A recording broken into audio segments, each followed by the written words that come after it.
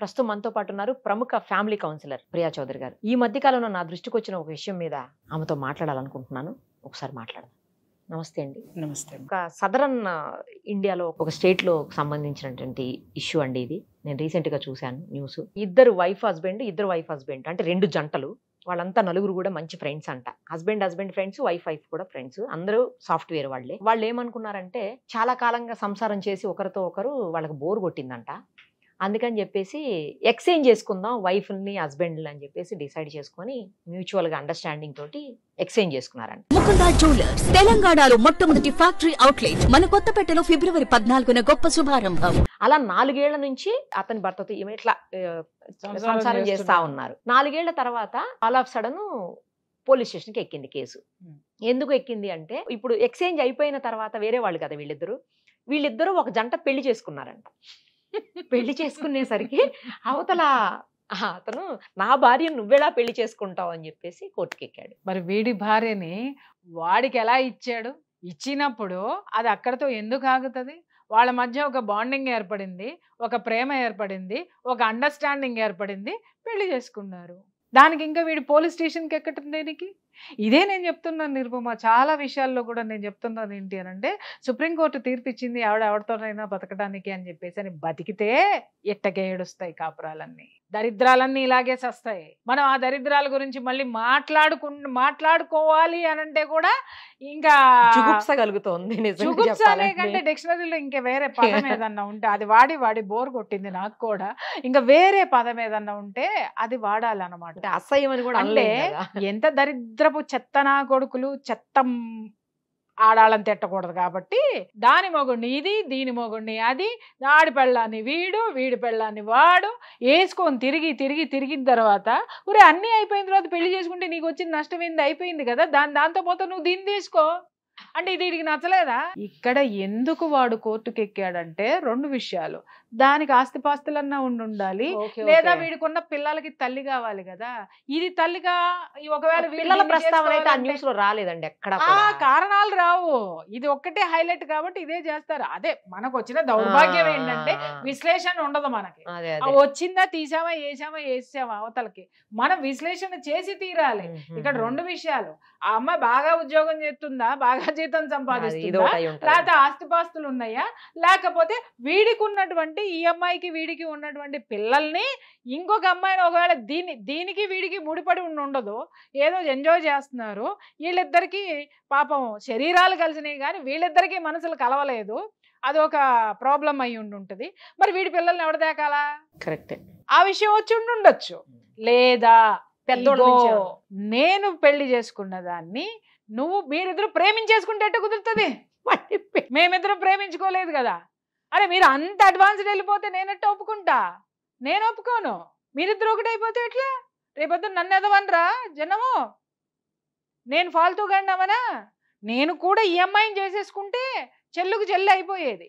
కానీ రేపొద్దున సమాజంలో నేను ఫాల్తూగా అయిపోతా, అది నాకే ఉండాలి. దరిద్రాలు మాత్రం లోపల పడాలి. అంటే మనిషి ఎటు పోతున్నాడు? అదే కదా అసలు. వాడు ఎటు పోవట్లా, వాడు రొచ్చులో బురదలో ఆ పెంటలో కూలిపోతున్నాడు, అలాగే ఉండిపోతున్నట్టు. అంతే, దాంట్లో ఉండిపోతున్నాడు.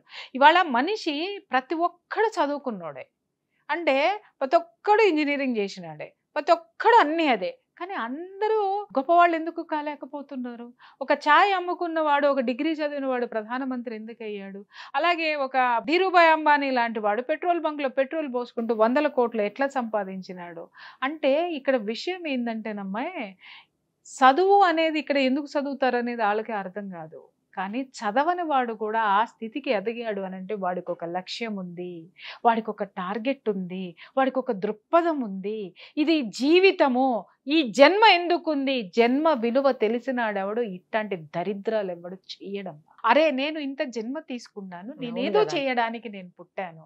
అది ఏంటి? ఒక కంపెనీలో సమర్థవంతమైన ఉద్యోగస్తుడివికా, ఉద్యోగస్తురాలివికా, ఒక మంచి మదర్ అవు, ఒక మంచి ఫాదర్ అవు.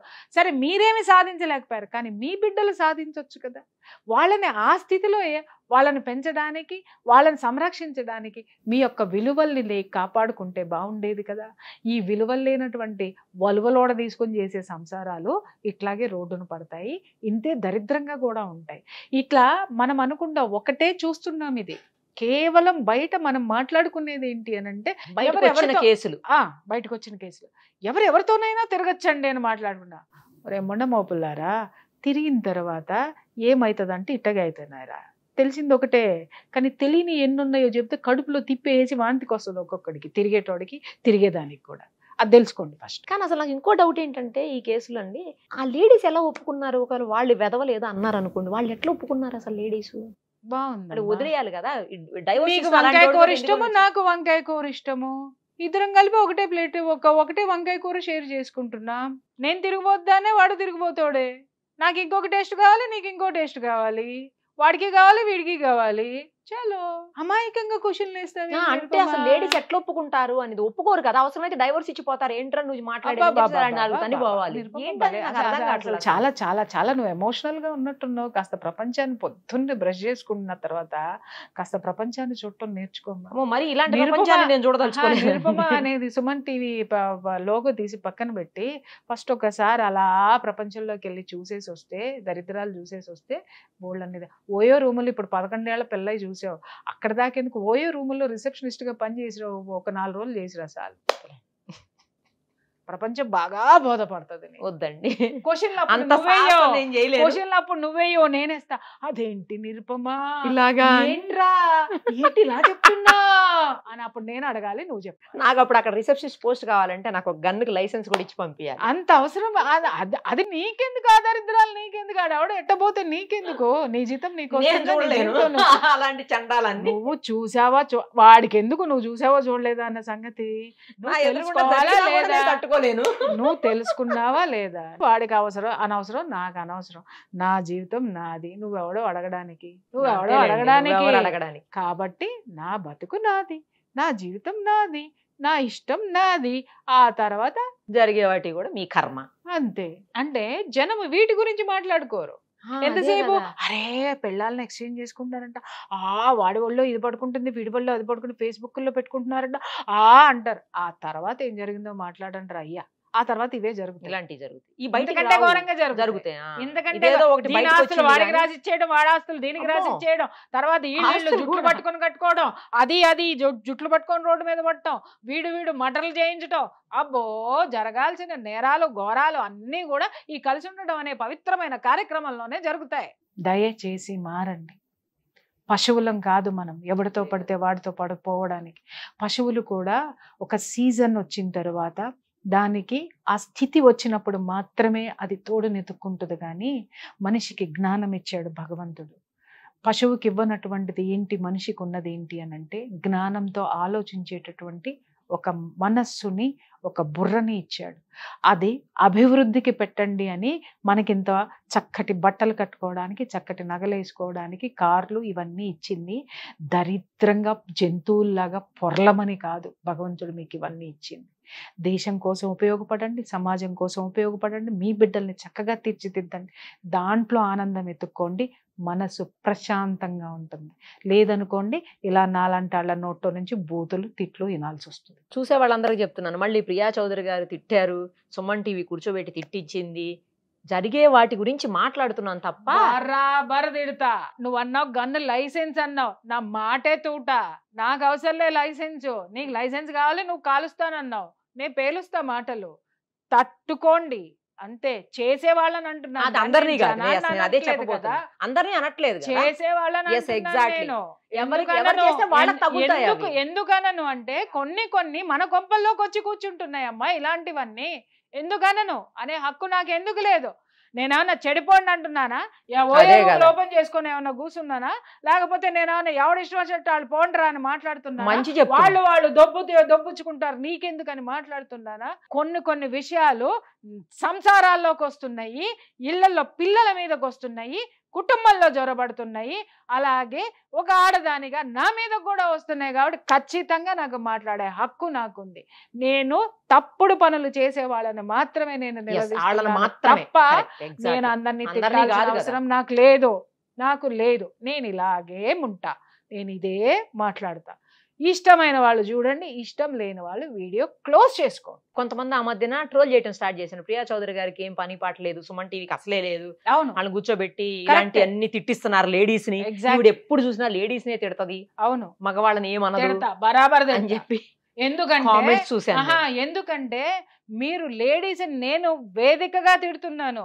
ఒక్క లేడీని, మంచిగా ఉన్న లేడీని పట్టుకొని వ్యక్తిగతంగా నేను ఎవరినైనా తిట్టాను అడగండి. ఎగ్జాక్ట్లీ. సంసారాలు కూల్చే ఆడదాన్ని తిట్టాను.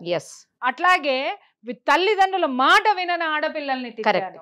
అలాగే ప్రకృతికి వికృతంగా ప్రవర్తించేటటువంటి వికృతమైన మనస్తత్వం ఉన్న ఆడవాళ్ళని తిట్టాను తప్ప, సరే తిట్టాను అని మాట్లాడుతున్నారు. తిట్లంటే ఏంటి చెప్పు నాకు ఒక్కసారి.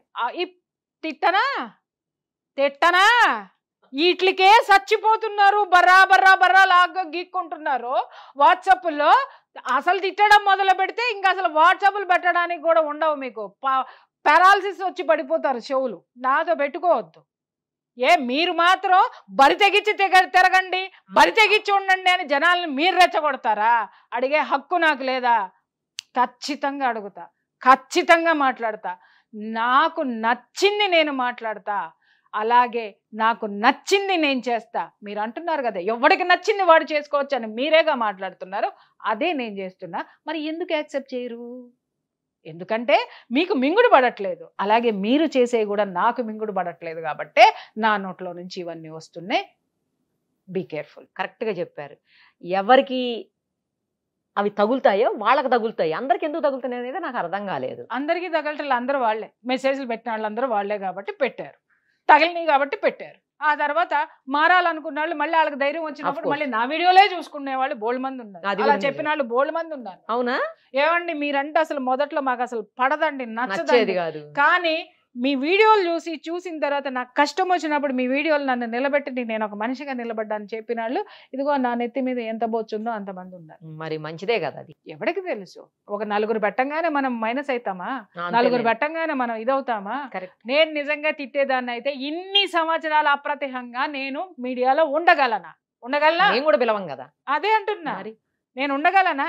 నన్ను ఉంచేటోళ్ళ చెప్తున్నారు కాబట్టి మరి కొన్ని సందర్భాల్లో తెలియకపోవచ్చు. వాళ్ళకి ఏం తెలుసు? వాళ్ళు మూసగా ఒక ఇజాన్ని పట్టుకొని వాడు ఏం చేసినా అపోజిట్ గా పోవడమే, వ్యతిరేకంగా పోవడం అనేది ఊరందరిది ఒక దారి అయితే ఉలిపి కట్టిది ఒక దారి అన్నట్టుగా అందరూ ధర్మంగా బ్రతకండి అని అంటే ఎందుకు ధర్మంగా బ్రతకాలి అని నువ్వు మాట్లాడుతుంటే, నా దేశ ధర్మాన్ని కాపాడుకోవడం కోసం, నా స్త్రీ యొక్క అస్తిత్వాన్ని కాపాడటం కోసం నేను నా తోటి స్త్రీలను హెచ్చరించే తీరుతా. ఒక మదర్ లాగా హెచ్చరిస్తా, ఒక సిస్టర్ లాగా హెచ్చరిస్తా, ఒక చెల్లిలాగా హెచ్చరిస్తా, ఒక అమ్మలాగా హెచ్చరిస్తా, ఖచ్చితంగా ఒక మహిళలాగా హెచ్చరిస్తా. ఖచ్చితంగా హెచ్చరించి తీరేదే. ప్రశ్నించేవాడు లేకపోతే ఇక్కడ సమాజం ఎప్పుడు మారాలి? మారింది. నా వల్ల సమాజం చాలా మారింది, గర్వంగా చెప్పుకోగలను నేను.